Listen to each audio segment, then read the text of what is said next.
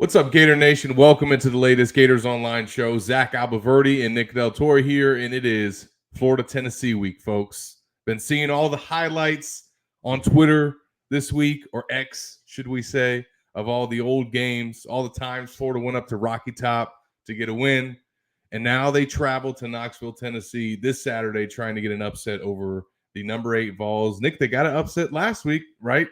According to Vegas. But now they are 2 touchdown underdogs against the Volunteers of Tennessee.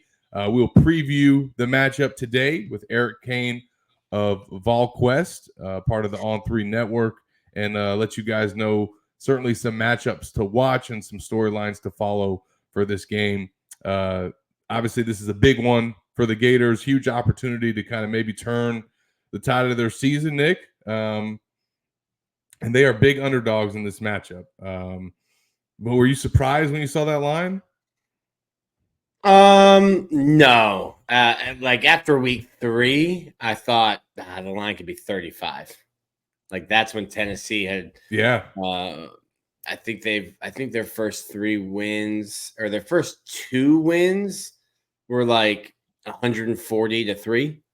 Yeah. And they look nasty.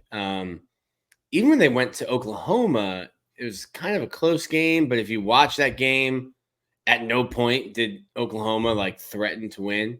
And it looked like Tennessee missed some chances and they could have won 45-10. And then you go on the road and you lose to Arkansas. And now they look more – the offensive line, the offensive tackles don't look great. And they're almost in a situation like Florida where it's like, okay, maybe you just beat bad teams. And when you play decent teams, you're not that good. And we're saying this about the number 8 team in the country. But I think we talk a lot about Tennessee's offense. Obviously with Josh Heupel being their head coach, but that's a real defense. And I think Cain will probably enlighten us a little bit more on their defense, but that's like a real nasty physical defense that Florida's going to face under the lights in Neyland. Bummed I'm not going. I love Knoxville. It's a really cool town. It's changed and grown up, kind of like Gainesville. Changed and grown up a lot since the first time I went there. Yeah. Stadium's still not as loud as the Swamp. It's a cool stadium, though. Very cool. Really cool stadium. Their checkerboard in Neyland. Yeah. It's iconic. Certainly always, anytime these teams get together, it's classic. Anytime they do it there have been some awesome games. The Gators come in. This will be a 7 p.m. kickoff on ESPN. Certainly expecting to be a sold-out crowd. Louis Riddick will be the analyst for ESPN. So you'll get to hear him breaking down the game. And obviously, look, there's a lot that we'll get into with this matchup with Eric, but I think we should certainly start the show, Nick, with major news out of the Florida football program Wednesday. I think expected after we saw how close he was to playing last Saturday, but that is Eugene Wilson III making his return to the starting lineup, not even listed on the injury report. He's one of 2 big-time receivers for the Gators that they get back, but certainly his return, Nick, is significant for this football team. Yeah, and listen, it's nothing against Aiden Mizell, Tank Hawkins, but every time I keep throwing in this quote, I've probably used it 3 times now, that Billy Napier had when asked about Eugene Wilson, and it's like, we're a better football team with him. And it's nothing against Tank, who had a really good game. It's nothing against Aiden Mizell, who was robbed of 120 yards of receiving in Starkville. Like, Eugene Wilson is just a dude, and your football team is better when your dudes are healthy and available. So getting him back, I think, is good. Looking at the injury report, Slackman goes from out to questionable as well. Yeah. Austin Barber goes from playing every single snap against UCF to questionable, but also a team captain. And I've continued to ask Billy Napier, like, hey, what kind of gamesmanship are we going to get with the injury reports? Like, I don't think you can. And I'm like, of course you can. Of course you can. Guy can be questionable all week. That's just a 50-50 coin flip. I mean, hey, it gave me a great storylines to include in my takeaways from the injury report, because if he can't play, Nick, and Devin Manuel is out for the second straight week, what does Florida do at left tackle? Disaster. Sound the alarm. I mean, sound the alarm. I feel like I know what they would do or expect to know what they would do, but what do you think? I mean, I think you move Brendan Crenshaw Dixon over to the left side and then start Caden Jones at right tackle, because Fletcher Westphal is your third string guy at left tackle. I don't think you're starting a true freshman on the road at Tennessee. You know, I don't think you're sliding Caden Jones over to the left side where he hasn't been taking reps. He's been working strictly as the backup right tackle. Mm-hmm. I think you keep him there. Brendan Crenshaw Dixon is a veteran guy. He's played left tackle in the past. He should be able to make the switch. I tell you what you don't need to do is move Bryce Lovett. No. Move Cam Waits or even Damian George, for that matter, back to tackle. But they've moved both of those guys to guard. They're kind of they've stayed there. That's where they're playing. Again, this, like you said, Nick, this would not be an ideal scenario for Florida. I think they would probably go with Crenshaw Dixon at left, and then Jones would get the go at right. But like you said, and a lot of Florida fans have recognized, with Barber getting named a captain, I think that's a pretty good indication that he's going to play Saturday. Yeah, it would be weird to have a captain walk up for the coin flip in shorts and sandals. But he got named a captain and then didn't come off of the injury report on Thursday night. So, but look, a significant injury status that also came out of that injury report was Asa Turner. The number, I think 11 safety he ended up being in the 2024 class, according to the On3 industry rankings. A huge get for the Gators, a 5-year starter at Washington. Every single season he played there, he started games. So you've lost him basically since the season opener, and really no indication of the extent of his injury, when he might come back. Napier's been non-committal about it, but now we know at least he's been upgraded to questionable. He never had surgery, so it wasn't a season-ending situation. Pup Howard had said after that first game, Nick, that Asa would be back, and that was his guy. So it looks like he's getting closer to playing, which would be a great boost for the secondary. They got 3 guys listed as questionable. He's an upgrade, but then Douglas and Thornton are both questionable. Yeah, and I remember after I asked Billy Napier about that Monday of UCF week, and he didn't say anything. A couple of the other writers were like, he blew his knee out. And I was like, I don't think he did. And they're like, yeah, he did. And I was like, he's 24 years old. Wouldn't he have gotten surgery right away if he blew his knee out to try to do anything or to be able to do as much as he could for NFL scouts? Yeah. To try to go to the league? Or is he just like, oh, I blew my knee out week 1. I'll be back for a 7th year? That never made sense to me. Florida should get him back. Bryce Thornton popped up on the injury report, so he started the last 2 games. Yeah, so we'll see if there's gamesmanship on the injury report. Or, I'm sure these guys were dinged up. It's a long, hard football season, but it does look like there could be some gamesmanship. I mean, Florida does not send injured players to media. We talked to Bryce Thornton on Monday. Maybe it happened Tuesday. Yeah. Maybe it did. I mean, look, for Wednesday morning, Billy's come out straight up and said you can't make this stuff up. So there's penalties. Certainly can. There's penalties to it. I'm not going to suggest. I mean, if they're on there, they got something going on. Because there's other guys that you could put down there that I don't think that if you're on that availability report, there's got to be an injury involved of some sort. So we'll see what it looks like. But there could be some significant guys out, but there also could be some significant guys back. Of course, the biggest of them all is Eugene Wilson, and to have him rested up, not really a lot on tape so far this year. Obviously, you got all of what he did in 2023, but I think his role and what he can do in the offense has expanded this offseason. Remember that first drive last year? It was the Eugene Wilson drive against the Tennessee Volunteers, and I think that maybe we'll see something similar to that on Saturday. We'll talk more about that later in the show, but right now we are going to talk more about the Tennessee Volunteers with Eric Cain from VolQuest. He's joined us before. He rejoins the show again to talk about this year's matchup. Eric, welcome into the show. How's it going, my man? Hey, it's going well. Appreciate you guys having me on. Yeah, man, it's rivalry week. Always fun when this game comes around. Pretty good matchup last year. Pretty good matchup 2 years ago. And now Florida goes as a 2-touchdown underdog into Rocky Top. We'll break down that matchup and kind of some things to look for from the Tennessee side of things.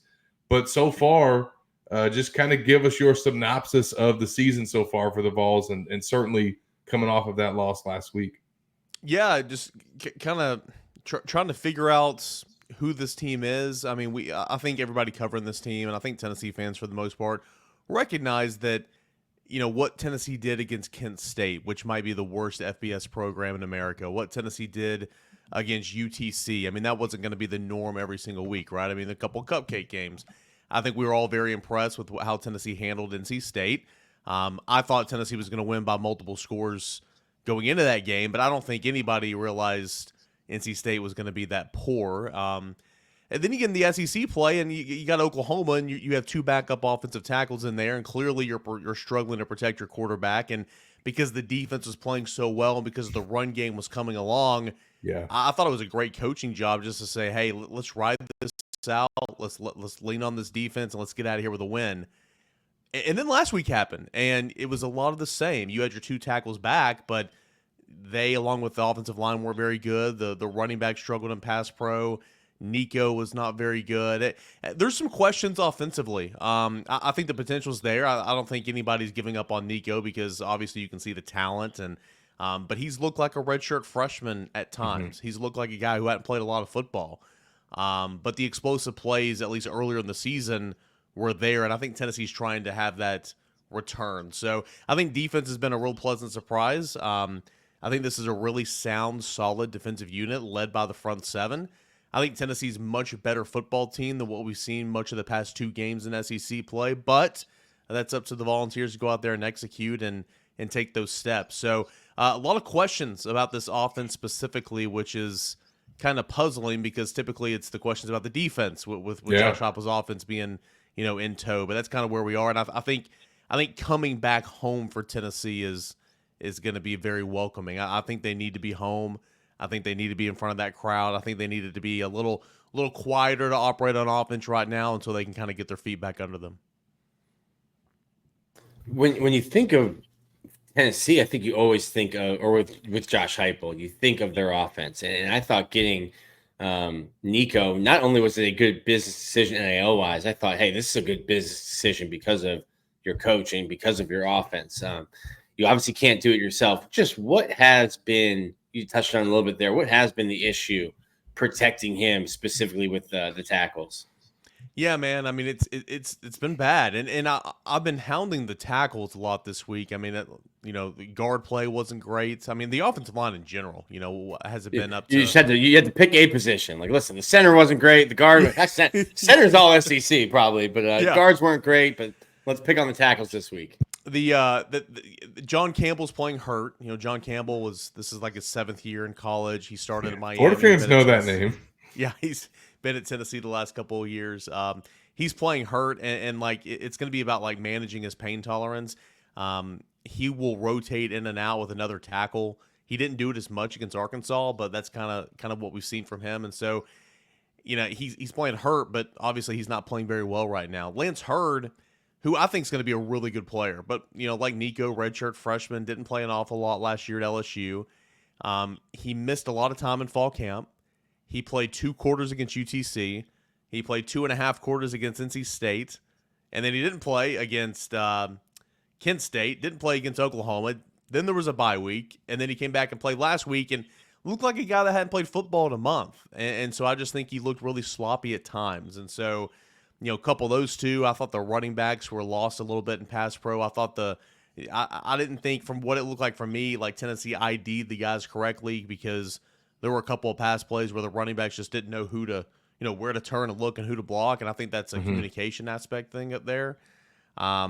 It's just been sloppy. It just kind of looked ugly a little bit. And plus, with Tennessee's offense, it's wide splits with the receivers. And it takes a little time for unless you're throwing a screen, there's long developing pass plays a little bit. And right now, Tennessee doesn't have that time to allow to protect Nico to get that football down the field. So they are very much out of sync right now. And I think these guys are better. I mean, I've seen John Campbell play much better than this, obviously. I think Lance Hurd's better. It's about going out there and executing, and I don't think it's going to be just flipping the script and it's going to be completely clean this week. Sure. But I think some improvements need to be made for sure. It's interesting you say that because in answering we shared questions this week. If you're listening to this, go check out my answers at VolQuest. Cain's got his over on Gators Online. You asked about Florida's 2 quarterback situation, and I thought going into the year, man, this is like a blueprint of the Tennessee situation last year with Nico and Joe Milton. But Florida's really getting DJ those reps during the year. And there's no, for lack of a better term, there's no replacing live bullets. You can get as many reps as you want in practice. Do you think Tennessee's maybe regretting not getting Nico more reps last year? Like at some point, I picked Florida to beat Tennessee last year because I'd known Joe Milton since he was 16 going to Friday Night Lights camps at Florida. And I'd watched him go to Michigan and not be good. I'd watched him go to Tennessee and lose his job. And everyone was like, nope, this is the year. He threw an orange 1,000 yards at the Manning Academy, and he did a backflip. So, of course, this is the year. And I was like, no, I don't think so. Do you think Tennessee regrets maybe not getting Nico more reps and you're kind of going through growing pains now when you could have done it last year? Maybe a little bit. I think more than anything in some of those games that got out of hand, like, I mean, I go back to, Tennessee on the road at Missouri last year towards the end of the year. I mean, Tennessee just got whipped. It was like 35-7 in the fourth quarter, and Joe Milton's back out there. It's like, well, like why? Like let your young guy go out there and like you said, take some live bullets, get some game reps.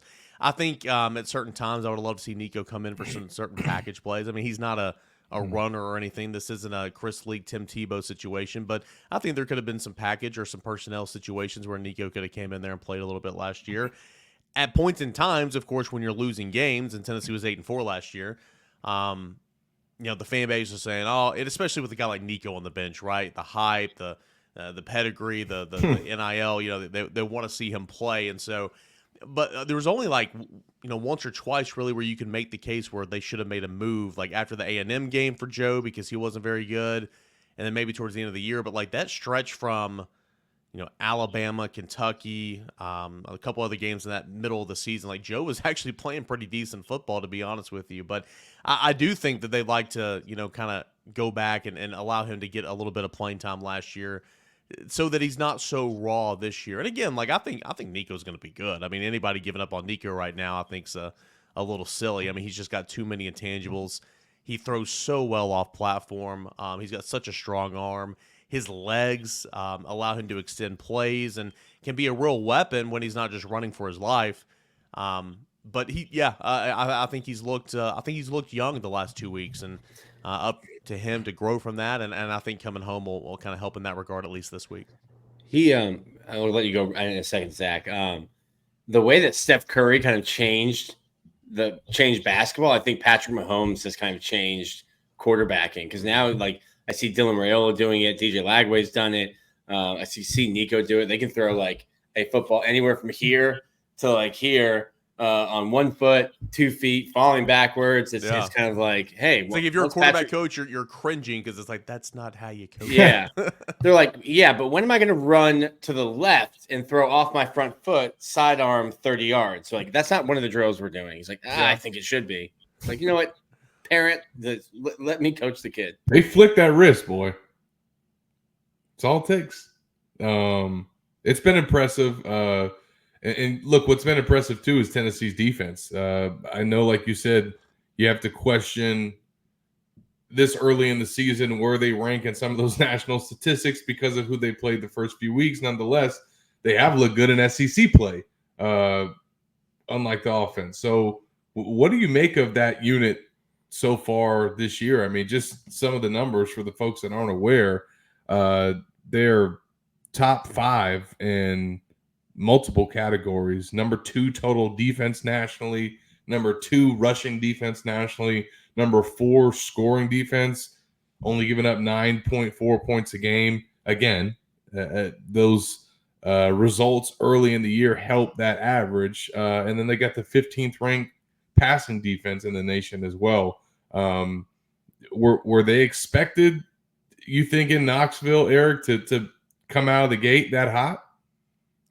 I think there was a lot of hype and a lot of excitement about Tennessee's front seven.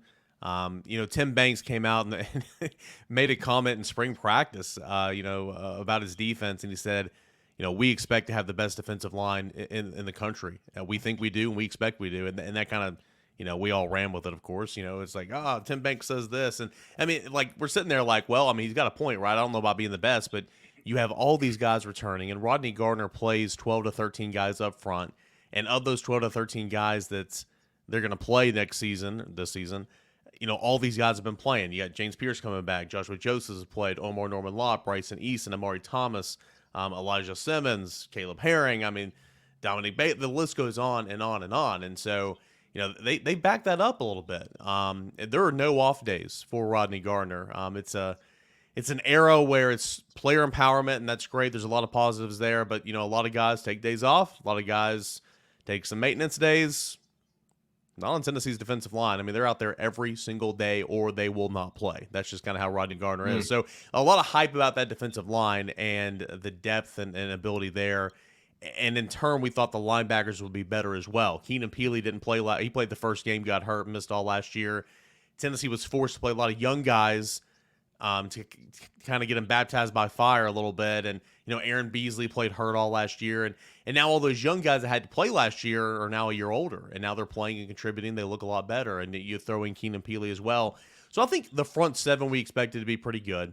The back end just got a complete clean slate. All 5 starters in the secondary for Tennessee last year are either done with football in the NFL or at some other school. Last year or last week, Tennessee saw Danico Slaughter, who was playing for Arkansas. He was one of those guys. Went out and got Jamal McCoy, cornerback, and I thought he was a really great addition over the offseason. Ricky Gibson was a guy that played a little bit at corner last year. Now he's starting. I think Tennessee's corners are pretty solid. Taylon Green had game of his life last week throwing the football. He was not who he's been all year long throwing the football, and to credit him, he had a really good game. He threw a couple of dimes, tight windows over the sideline over Jamal McCoy, where we're just sitting there like, how did that even happen? Yeah. Tennessee safeties, though, that's where I have question marks, okay? Tennessee safeties. Will Brooks, former walk-on, he's out there. You got Andre Turrentine, Jacoby Thomas. I don't really know about Tennessee safeties. I still don't know. But so far, it's a collective group. They've been playing complementary football on that side of the ball, and they've been pretty stout. So it's been we thought Tennessee's defense would be better this year for sure.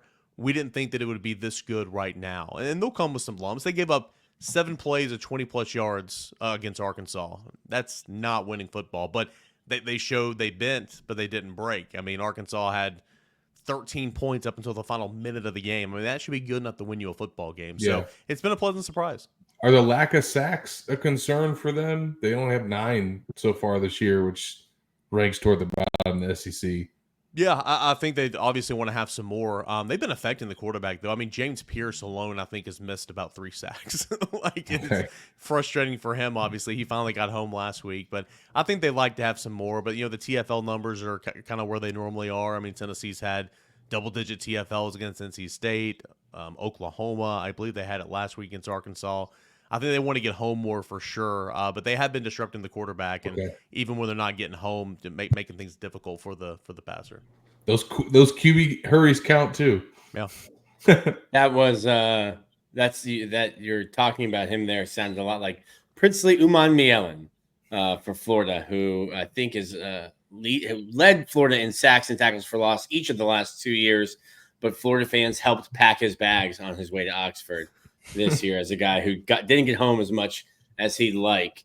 I think I asked you this, or sort of asked you this in our questions that we ran earlier this week. But how does Florida get outside of Tennessee just doing what it's done the past 20 years and snatching defeat from the jaws of victory and finding a new and innovative way to lose to Florida?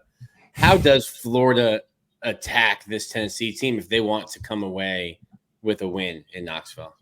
Yeah, I think it depends on how Tim Banks wants to play it defensively. Last year in Gainesville, it was we're gonna let Florida throw underneath. We're gonna rally and try to make tackles. We're gonna play zone coverage. We're gonna try to get home with 4, and we're gonna do that. And Tennessee never came off that, and that didn't work, right? And so Graham Mertz loves taking 4 at a time. Yeah, so I'm curious to see what Tim Banks does this year. I mean, Tennessee at its core is an aggressive unit. They blitz. They're mixing things up, and so I think Tennessee needs to do that. But if I'm Graham Mertz, and Tennessee's rushing 4 and they're sitting back over there, I'm thinking and dunking. I'm picking them apart a little bit. Tennessee again. I mentioned the missed tackles in this game last year. I think it was like 11 or 12. Tennessee missed 11 tackles last week against Arkansas. So throw underneath route motions, a little eye candy to try to confuse the defensive backs a little bit. That's what I would do. I would try to follow that same script that Florida did last year because Mertz was so good in that game. And, of course, he's obviously an accurate passer here this year as well. So that's what I would do defensively and then offensively for Florida. Defensively for the Gators, man, I would try to confuse Nico. Tennessee has had issues at times with a 3-man front, whether it's a stack look or whether they put 6 DBs on the field. Last couple of weeks, they've been playing 3 high safety looks, and safeties are coming down, and they're showing like light boxes, but having more guys in the box at the time of the snap. And so, really, anything to confuse a young quarterback. And Nico's kind of seeing this and learning from this and trying to grow through this, but I would try to confuse Nico. I would go 3-man front a little bit and kind of load up that box towards the end and just attack the edges because right now Tennessee has an offensive tackle problem until proven otherwise. Clearly, you just need to watch the tape of the last 2 games to see that. And if I'm Florida's defensive ends right now, I'm kind of licking my chops saying, all right, maybe it's time to go eat. I mean, at 8-4 season, like that, you're not going to get into a 14 playoff. Just seems to me would have been advantageous to find Nico some more reps to kind of see that kind of stuff. I think it'll be interesting. I don't know, judging on Florida's injury report, if all of the questionable safeties don't play, I don't know that they can even play 3 high safeties. You might only have 3 on the dressing list heading into Knoxville. How much do you think, or if you guys have talked to them, how much does the radio coach-to-player communication, how much has that been a factor when Tennessee's at home? Obviously, this is the first year of it, but when Tennessee's at home, I think they're averaging like 46.5 at home under Heupel, and it's a little harder to play on the road. But any struggles with Nico because it might be more difficult to hear, and he's getting used to having his coach in his ear. When you're on the road, very loud when the offense is on the field. When you're at home, I'm sure Nealon's going to be loud, but smart fans there won't be yelling as Nico's trying to get a play called in. Or are they even using that, or are they just going so high tempo that it still signals and things? Yeah, I think it's that's a good point right there because I think it's a little bit of both, and we ask a lot about that in preseason, like how much you're going to use this in helmet communication, because you guys go tempo and you have 4 guys on the sideline that are signaling in stuff to try to get Connor Stallions to not steal the sign, and so and they always said like, hey, we're gonna have it, we're gonna utilize it, but we're gonna continue to do what we've been doing, and Tennessee's still done that. So we haven't checked in on kind of how that goes and compared to home and away games because that's a really good point in terms of communication. Like take the last play of last week's game against Arkansas where Nico ran out of bounds, a la Joe Milton, Ole Miss 2021, really bad football play. Tennessee had a timeout like right before that play, and so you're coaching up, doing whatever you want to do, and like in that timeout, you got to say like you got to assume Heupel's like, hey, the last play, get the ball up, give him a chance. But even in that regard, you you go to the field, you go to the line of scrimmage. I mean, you can still have those extra reminders up until 15 seconds are on the clock, and clearly Tennessee never goes down that low on the play clock. So I don't know, man. I think that they're still very much kind of figure it out mode, but I do think that Tennessee's still utilizing what they've been doing a lot, and trying to sprinkle in this new communication. Because, like, why not, right? I mean, it's there. Mhm. It's there for your benefit. But certainly I think that it would work better at home than it is on the road. But Right. we haven't asked them about it. That's a really good point. Even if you have the YMCA guys on the sideline, you can be explaining the play or the progression or and that's what we've asked Billy about a lot. And he's like, listen, Graham Mertz is a PhD, but yeah, he acknowledges there's a totally different conversation from coach to player when it's Graham versus DJ in the game. And then we asked him about that going to Mississippi State, where Zach got his first taste of the cowbells. Which certainly made a helmet to player or coach to helmet communication a little more difficult. Oh, I imagine. By the way, we call them the Wiggles at Tennessee because you got a guy in green, blue, red, and another one, and they're over there. We call them guys the Wiggles. I bet you. I just watched Connor Stallions on Bussin' with the Boys. I bet you color coordinating them like that made his job easier. Probably. Probably. I haven't watched the interview on the bus, but I watched the Netflix documentary. That was really good. That was a really good job by Netflix and by him. Let me ask you, Eric, when is the last time Tennessee was favored by this much against Florida? My colleague Grant Ramey wrote a story about it over at VolQuest.com. Let's see here. Plug. I think you put it up yesterday. Let's see here. 15.5 points against Florida is the biggest spread in favor of the Vols since at least 1997, according to OddsShark. Yeah, so 1997. There you go. Wow. So with that in mind, I gotta ask: is there a little bit of pressure on Tennessee in this game? They're coming off the loss. They're 2 touchdown favorites. Like, they have to win this to have the type of season that they feel like they're talented and capable of having. I don't think anybody chalked this up for a win for the Gators at any point during the offseason, at any point during the first few weeks. But, I mean, do you feel like because of that spread and because of the dynamics of last week that there's a little bit of pressure on this team? Because in this rivalry, too, look like, I mean, it's not like Tennessee's won a lot of games in Knoxville against Florida. Mm-hmm. Yeah, I think that, rivalry aside, Florida aside in terms of who Tennessee's playing, there's a lot of pressure for this football game. Absolutely. Because of reasons you just pointed out. I mean, Tennessee is a legit college football playoff caliber football team. Tennessee has college football playoff aspirations. Going into last weekend, Tennessee was ranked number 4 in the nation, still number 8, still top 10. We think that, Tennessee with a 10-2 record will get into the college football playoffs. It's not a guarantee, but that's what you think. And we never assumed that one of those 2 losses, if Tennessee were going to have 2 losses, was going to come to Arkansas.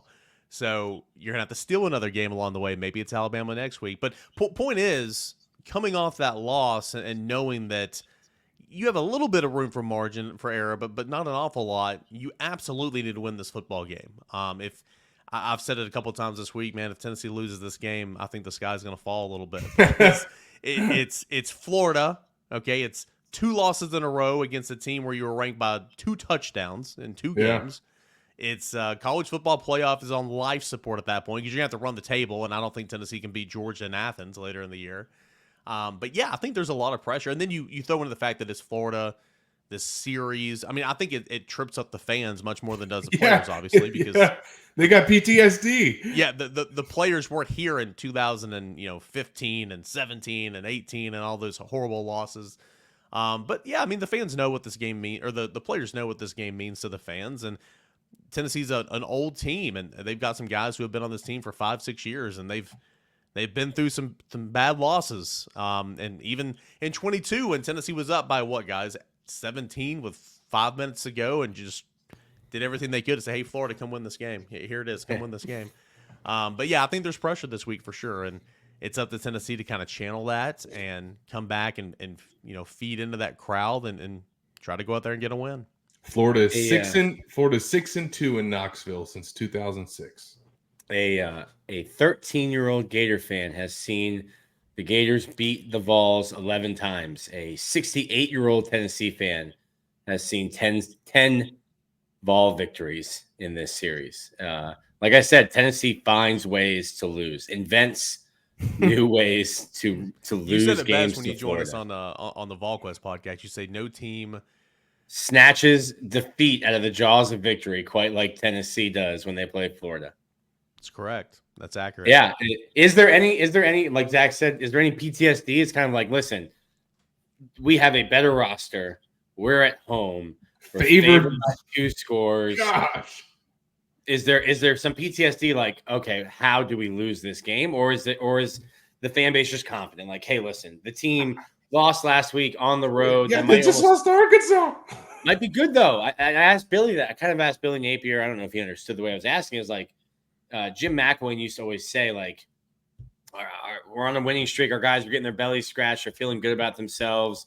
After a loss, there's no belly scratching, and there's no taking plays off. Like, everything is laser focused.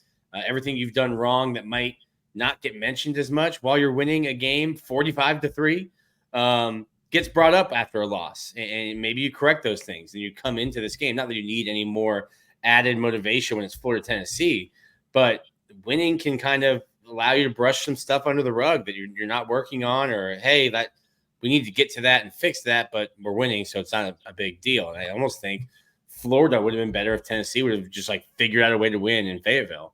And then before this game, rather than getting, a reality check. Yeah, it's a good point because, I mean, Tennessee won that game last week. Then, Tennessee's rolling. Tennessee's who we thought they were going to be. Tennessee's, top 4, 3, whatever it is. And you come back home and the talk is, well, it's Florida. It's, the pressure of this series and how Tennessee can't beat Florida. So there's a little bit of pressure there. But now, because you had that wake-up call, that you hope that's a wake-up call last week against Arkansas, then you're kind of maybe extra motivated. So I certainly see kind of what you're saying there. They've said all the right things this week. I mean, it's been a great week of practice, wake-up call, a little bit lackadaisical during the open date, not anymore. Jacoby Thomas came out this week and said, he's new to the team. He came over from MTSU. Said, I've noticed this team doesn't like to lose. And, I mean, that's all great. That's cool. Awesome. What's it mean? We'll see what it means on Saturday. So, I think the PTSD is more for the fans than it is for the players in this series for sure. I think fans are confident. Don't get me wrong. I mean, when are Tennessee fans not confident? Okay. Good point. I think fans are confident, but also it's just like I've got it too. I mean, I've said all week long, I'm like, Tennessee's the better team. Tennessee should run all over Florida. Tennessee's playing at home. Tennessee should protect Nico better. It's all these shoulds. But I always say, but we know how this series goes. Take the Vols to win, Florida to cover. That's kind of been my thing all week long. So confidence is there, but certainly some worry just because of all this. But I think that's a great point. I mean, if Tennessee were to have won last week and kind of rolled on to this game, I mean, maybe Tennessee continues that. But because they stubbed their toe last week, it's like, all right, backs are against the wall a little bit. I mean, we want to be a college football playoff team. We got to really lock in, dial it in here, and Florida's the next game on the schedule. Eric, before we get you out of here, just real quick, what do you see as your keys to this matchup that could decide it either way if one team does something really well or kind of drops the ball in a certain area? Yeah, I mean, again, I think Tennessee's defense got to play who they are, be more who they are. They were not who they were, against Florida a season ago. Sitting back, playing soft zone, trying to get home with 4. If you can't get home with 4, that doesn't work, right? And I think Tennessee can get home with 4 in this season, but be aggressive. Play some tight man coverage, and if Graham gets you, rally, make the tackle, and go play another day. Take some chances. I think Tennessee needs to play more aggressive defensively compared to last year, and then offensively, again, I'm sure you guys have hit it all week long. I certainly have. I know Florida rebounded pretty well last week against UCF in this regard in terms of the run game, but just pound that rock, run the football. I think Dylan Sampson, arguably the best player in the SEC right now, best running back in the SEC. He's been fantastic this year. Despite the offense kind of being MIA for much of conference play, the run game, it's not been awesome, but it's been very respectable. And I think this is an opportunity to just run that football against Florida defense that, of course, has not looked good in conference play defending the run. So if Tennessee can get big plays in the run, I truly do believe that's going to, just like football 101, that's going to open up this offense, open up the pass. The play action should be very fitting for Nico, who's really good with play action over the middle of the field. And we can start to see this offense in terms of, who it really is. So play aggressive defensively. Don't sit back playing soft zone coverage, trying to get home before. Run the football offensively. And, I think Tennessee does that. Tennessee should win this football game. Well, we're looking forward to it. Defeat from the jaws of victory somehow. We'll see what new innovative way they try to do it. Yeah. Maybe special teams. Oh, man. Don't let Florida get in its special teams bag with Nick. Listen, baby. I'm just saying, when you went to Dick's Sporting Goods and you bought a mat with 11 circles on it, all of a sudden there's 11 guys on the field in 11 different jersey numbers. Shout out to Alabama for joining Florida in the let's put two guys wearing the same jersey on the field at the same time and see what happens. Tennessee's had to call timeouts. I don't think it was this year. I think it might have been last year, maybe the year before. Tennessee's had to burn timeouts because they've had two guys on the field with the same jersey number. So at least you called the timeout, because I'll let you know it is very embarrassing. Hey, presence of mind in that situation, whatever year it was, I can't remember. I'm getting old, right? To say, hey, Heupel, call a timeout, but nobody was in Heupel's ear. Heupel should have known as the head football coach, but he was playing too much offensive coordinator. Whenever you have that 42-yard reception to Dante Thornton on the last series of the game at Arkansas, and you have two timeouts, to call a timeout in that situation, not burn about 18 seconds, when you're trying to come back and score a touchdown. It's a big play sheet you got to look at. You got to go through all of them to figure out, well, now we're in the red zone. But yeah, as always, great stuff from you, Eric, and let the people know. I'm sure you guys have a ton of content. You always do at VolQuest, previewing the series. Let them know where to find you, where to find your work, and bummed out we won't see you this weekend, but with the baby here and multiple hurricanes, we will not be making the trip, but let everyone know where they can find you. Yeah, first and foremost, hope everybody's doing okay down there. I obviously can't imagine. So continued thoughts and prayers. And rivalry game. These fan bases don't like each other, but certainly this fan base is rooting on everybody down there in the state of Florida and the recovery efforts for sure, and relief and all that. Big game coming up. Obviously, we got tons of stuff over at VolQuest.com. We've got the matchup piece from yesterday. We've got Brent Hubbs' 10 things he thinks heading into the game, where it's a column. Big picture stuff heading into the game. We've got our picks are up at VolQuest.com right now, and all that and more. If you want a Tennessee angle heading into this football game to learn about the Vols, check us all out at _Cainer on Twitter and at Locked On Vols and at VolQuest.com. Too many taglines. Sorry. Hit them all. Yeah. Awesome. Eric, we appreciate the time, man. Always great perspective. Make sure you guys follow his work and enjoy the game this weekend. 7:00 in Neyland Stadium, rivalry renewed between the Gators and Volunteers. Eric, we appreciate the time, man. Thank you. Zach, Nick, thanks so much, guys. Yep. See you, bud. All right. That was Eric from VolQuest joining us. Always good stuff from him. And like you said, Nick, they do a fantastic job over there. We heard some keys to the game from him. We'll give you our keys to the game. Before we do that, we got some ad reads that we need to get to. Yeah, we got to pay the bills.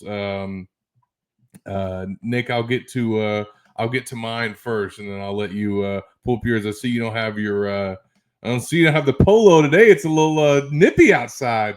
It's sweater weather. Nice little cold. This it's actually this cold front that hit is what made Hurricane Milton really strong when it was in the Atlantic, and then weakened it as it came in. Still a devastating storm, but this cold front definitely, the wind shear definitely ripped it apart a little bit. Front. Yeah, man. That was low of 51 next week, buddy. Woo-hoo-hoo!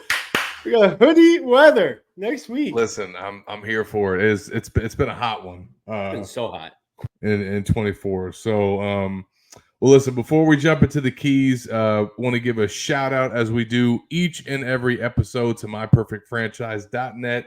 If you're ready to leave the corporate rat race for the American dream, looking for a side hustle while working your current job, wanting to diversify, build wealth, and or leave a legacy, Andy can help. He is a franchise consultant as well as a franchise owner and helps people find franchises that fit their skill sets, financial requirements, time to commit, and more. His services are 100% free, and he's here to help. If you have any questions about business ownership, you can learn more and contact Andy anytime at myperfectfranchise.net or calling or texting him at 404-973-9901.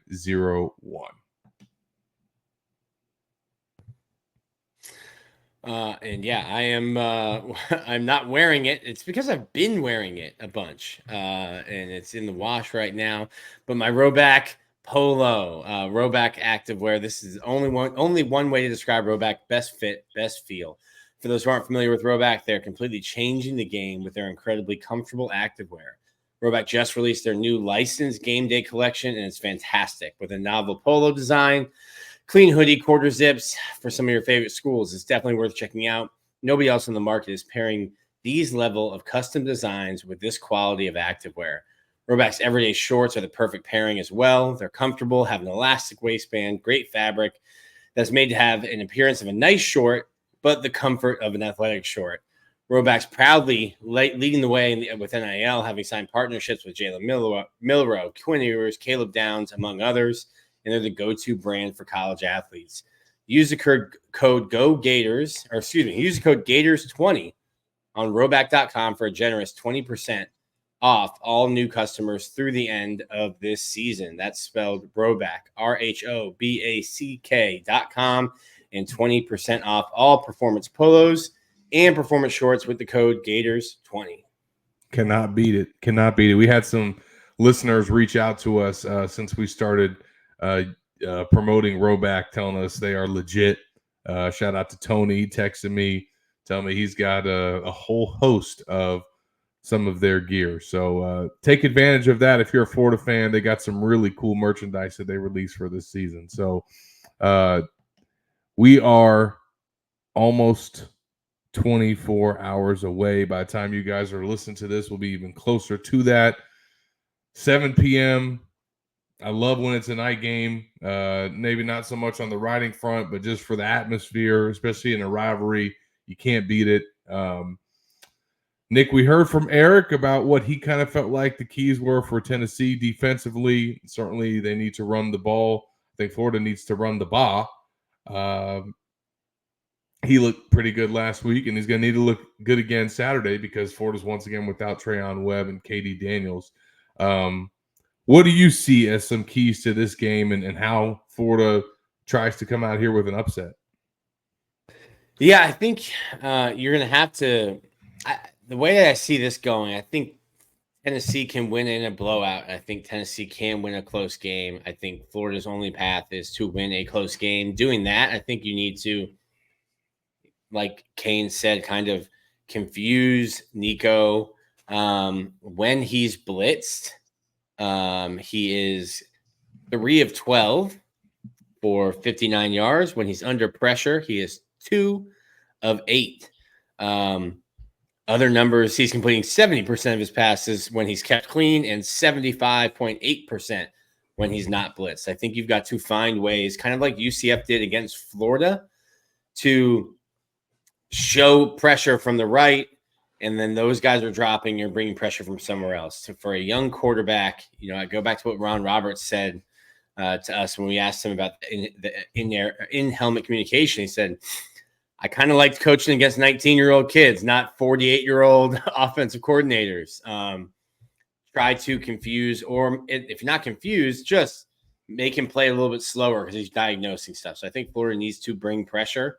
You're going to have to figure out – you're not going to be able to bring pressure the way you did against UCF because UCF is purposefully one-dimensional. Tennessee is very multiple on offense, have a great running back. I don't anticipate Florida has – the same kind of rushing defense this week on the road that they did against UCF because Tennessee and Nico will hurt you with their passing game in a much more serious way than UCF's ever going to be capable of. So I think the key for Florida to kind of limit Tennessee is to blitz, get after Nico, try to get into the backfield and affect him. Yeah, it's you make some great points because I really think that that's one of the keys as well, Nick, is who is going to get after the quarterback better, and protect their own. And that's actually a category where Florida should win, just judging off of the statistics. Now, Eric said that he thought that Tennessee was going to be able to get home against the Gators, and also that they would be able to protect Nico. I'm not so sure about that. Florida ranks in the top 25 nationally in both sacks and protecting the quarterback, sacks allowed. They've only given up 5, and they've got 13 on the year. That's top 25 nationally in both of those categories. The Vols, on the other hand, they rank in the 80th in both of those categories. Just 9 sacks on the year, and they've allowed 10 on their quarterback. So if Florida can get after Nico and protect Graham, to me, that's a way that they win this game for sure. Like, that has to happen. Those statistics have to bear out on Saturday. And then if you can do that, if you can give Graham time, to me, you've got to have success in the passing game on Saturday if you're Florida, because trying to look at where they're going to have success against this Tennessee defense, there's not a lot of weaknesses. And Florida hasn't done a great job running the ball this year, but they have done a good job throwing it. They have the 35th best passing offense in the nation. So Tennessee's really good in a lot of categories. They're 15th nationally in passing defense. To me, that's the closest thing that the Gators can get to a good-on-good matchup on that side of the ball. So you got to protect Graham, and then you got to protect DJ as well. And those guys have to keep playing at the level that they've been playing, I think, for Florida to be able to have a shot. But I do think Florida's going to cover, Nick. I mean, could this game get away from the Gators and Tennessee win big? Absolutely. But they've also shown some weaknesses here in SEC play that have given the Gators a little bit of a blueprint. And the one thing that I can say about Florida under Napier against Tennessee is they've been able to have success on offense. They put up a lot of points in that first game in 2022. It was a shootout, and then they dominated. I think the last game, a little conservative in the second half once they got up, but they had success in that game. They won the rushing battle. Graham Mertz played really sharp. I don't know if they're going to win the rushing battle Saturday. They just need to make it respectable, but they absolutely, with Eugene Wilson back, Aiden Mizell, Shamir DK Badger, like, you got to make some plays in the passing game, and we'll see if they can.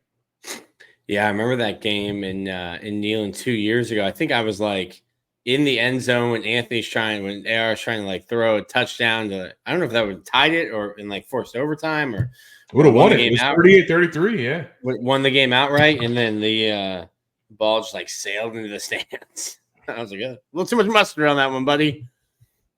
Yeah, he did that. That happened at Vanderbilt as well. It was just Hail Marys in the state of Tennessee were not good for AR that year. It's up there in the Smokies. The air is a little thinner than he's used to. The ball travels some more. Yeah, hopefully he doesn't find himself playing the Titans in that scenario. But looking forward to this game. I did think a few weeks ago that Florida wasn't going to have much of a chance in this matchup. But the way that Tennessee has played the last 2 weeks, or the last 2 games, should I say, and the way that Florida has played the last 2 games, makes me think, along with it being a rivalry, that this thing could be closer than what the Vegas odds makers have it as. And as Nick has said throughout the week and on these shows, Tennessee just finds a way to make this stuff get weird. So who knows, man? Maybe when everybody's counting Florida out, that's when they come out and prove everybody wrong. Or this could go exactly the way everybody thinks. I mean, like, the fact that I thought it was just a funny stat as I was going through, looking stuff up. I was like, wow, an actual teenager, someone without even a learner's permit, a kid without a learner's permit has seen more victories in this series, if they're a Florida fan, than a grandfather who is a Tennessee fan, who has then dragged 2 generations, 3 generations into this series where their team is just like, man, we've been winning all game. What if we just don't tackle Antonio Callaway and just let him run and then miss a field goal? What if nobody covers Tyree Cleveland with a tie game and the ball on the 40-yard line? Like, they just find ways to do it. It's a rivalry game. So Didn't Jeff Driscoll get benched at Tennessee for Treon Harris, and then Treon Harris led them to but like calling it a Treon Harris led drive when Matt Jones carries the ball 12 of the 15 plays. Sure. I'm just saying, but he was quarterbacking the team, and Austin Harden hit the game-winning field goal, and that was Will Muschamp's. I love seeing all these people get us. That was Will. Yeah, that was one of 4 wins that year. Or was that a different year? No, that was 2014. No. That was 2014, not 2013. Yeah. There's just weird things. Like, then we talked to Jeff because we couldn't talk to freshmen. So then we talked to Jeff, who was just benched for Treon. And then Treon, like 24 hours later, was hit with a sexual assault charge, because that's what happens at Florida. Or a sexual assault accusation that didn't go anywhere. I think I texted the LSU beat like, "Hey, we've got you beat this week. Our situation here is definitely crazier than yours." But yeah, it's a ton of weird stuff. It's a rivalry game. You can toss a lot of stats out the window. Crazy things happen. I think Florida can win this game, but I also don't. I'm not sold on their operation on the road. I think they're 3-9 now with wins over like South Carolina, who stunk. Went over Mississippi State, who stunk. This team does not play well away from home. A&M. The defense didn't play well. A&M, when they had 30-something guys out because of injuries and sickness. Like, this team doesn't beat quality football teams on the road. Tennessee's a very quality football team. Yep. And if you're listening to this, you probably have already read our game day predictions, and we did not predict. Not a single one of us did not predict the upset. Did you think about it, Zach? I did not think about it. I didn't come close. Because I just feel like this is a tough place to go and win given the circumstances. And I think you make a great point. Tennessee had to take a long look in the mirror and probably do a lot of the things that Florida had to do to get itself to where it's playing better. But I also think that it's not going to be a 14-point spread. I did pick the Gators to cover. So we'll see what happens. We've been wrong before, and so has Las Vegas. That's why they go and play the games. As Tyreek Sapp said, some stuff has happened in college football this season that you couldn't even fathom. So I don't think it's unfathomable for Florida to go on the road and beat Tennessee, though. Hey, anchor down, baby. Some crazy stuff has happened. Yeah. So shout out to Diego Pavia. Yeah, that was fun. We shout out to Steve Spurrier in the press box watching that Vanderbilt Alabama game with the media boys and girls. That was a treat for all of us. Cheer. We haven't had a first down through the air. Yeah, he's a treat. So hopefully this game will be a treat for Florida on Saturday. We'll find out. We'll visit with you guys afterwards with our rapid reaction. Have you covered at Gators Online.